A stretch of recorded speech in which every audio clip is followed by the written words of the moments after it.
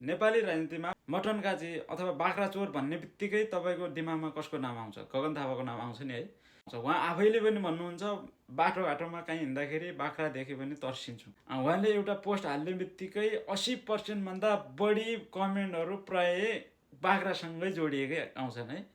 तर अहिले गगन थापाले सबै यो गाली गलौजलाई समेटेर एकदमै नयाँ तरिकाले हिँड्नुपर्छ, सबै कुराहरूलाई सकारात्मक तरिकाले लगेर अगाडि जानुपर्छ, अगाडि बढ्नुपर्छ। यस्ता कुराहरूलाई नकारात्मक भन्दा सकारात्मक तरिकाले अगाडि लिँदाखेरि एकदमै सहज र सचेत हुनुपर्छ भन्ने ढङ्गले वेबसाइट क्रिएट गर्नुभएको रहेछ।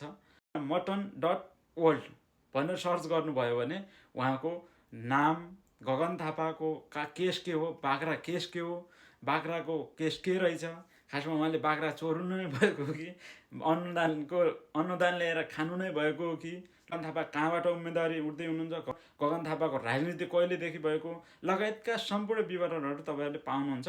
र सबै गगन थापाले काम चाहिँ एकदमै स्मार्ट गर्दै जानुभएको छ। उहाँको साहस र उहाँको हिम्मतलाई बान्दै पर्छ। उहाँले सफलताको शुभकामना।